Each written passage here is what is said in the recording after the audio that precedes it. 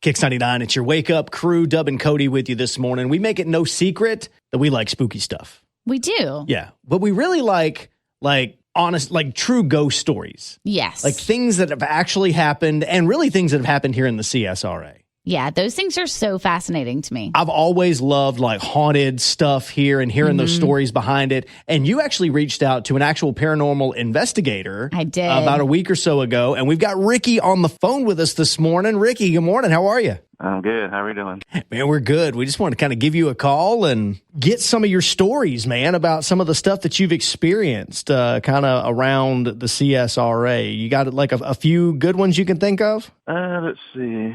You mean like just specifically Augusta, or yeah, or just around like like of all the places that you've been, like what would you say you had the most paranormal activity at? Let's see. I've only done a handful of places here in Augusta since I moved back here. One of the main ones is probably going to be Magnolia Cemetery. Okay, so what, like when you were over at Magnolia Cemetery, because we heard like, you know, all some of the stories about like the Confederate ghost and stuff like that over there. What all did you experience when you were over there? Well, I was over there with a small group. One of the big things we had happen is that one of the ladies' cars had an air freshener hanging in the rearview mirror. Mm-hmm. There was no breeze or anything. It was just swinging wildly back and forth. We tried to replicate it, but couldn't. So we don't know that was actually a natural phenomenon or something paranormal. Wow. Oh. But there's no breeze, right? So whatever. Were y'all in the car or were y'all outside the car? We're outside the car. Okay. So the ghost was in the car apparently.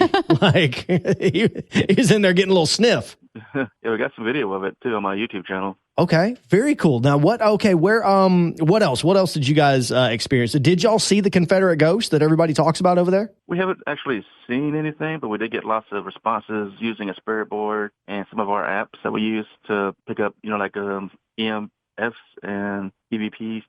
Yeah. So like when you guys, like the spirit box, like I think I've seen these on TV. Is this the kind like it kind of like lights up, or kind of explain that to me a little bit, or to our listeners, because I think I know which one you guys are talking about, but like kind of clarify it for us. There are different types of spirit boxes. The one I use actually emits AM, FM signals, and it scans so fast that you can't pick up any specific words. Yeah. So when you do get like a word of response, you know that it's something potentially intelligent because it's scanning too fast to pick up any specific phrases. So you guys have actually gotten like responses to questions with words from paranormal spirits, right? Like what kind of things did you get? A lot of times it's really random and hard to make out because of all the static. For example, you may get like a name like Henry or John. We got a few names actually that were actually lining up with some of the grave markers we were at. Really? That's so cool. Can't remember right offhand which names it were. I had to review my content again, but things like that you potentially get. You might get like a hello or just random words, really, and you just kind of determine if it's specifically intelligence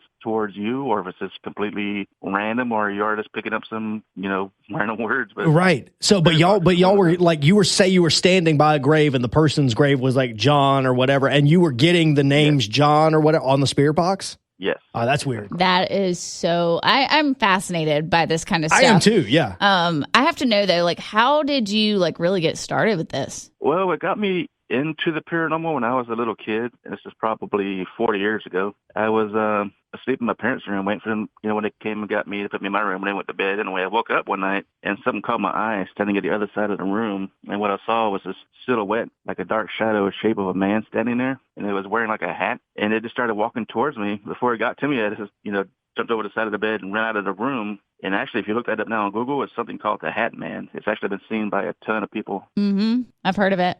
And that's what my very first memorable experience in the paranormal was. That's what got me into it. So how long have you been doing like these paranormal investigations? I've been doing them on and off for years. I move around a lot. I've had groups in Oregon, Washington State. I've done things in Florida, South Carolina. But my focus now is here in Augusta with the potential, you know, history of the area. Yeah. So where, okay, like of all your travels, like what is the best or what is the biggest experience that you ever had? Like whether it was in another state or whatever, what's something where you were like, even somebody who has done these as many times as what you have, you walk away going, okay, that was freaky. That would be an easy one. That was when I was still living in Oregon. We actually went to a friend of a friend's house. Mm-hmm. That was having issues. And while we were there, all kinds of stuff was going on. She actually saw a reflection of this guy in the mirror behind us. By the time we turned around, it was already gone. But we got EVPs, as people were just wheezing and coughing and stuff you couldn't hear while you were there. There was all kind of freaky stuff going on in that place. And we would love to like go and do one of these one night, man. Like one of these, like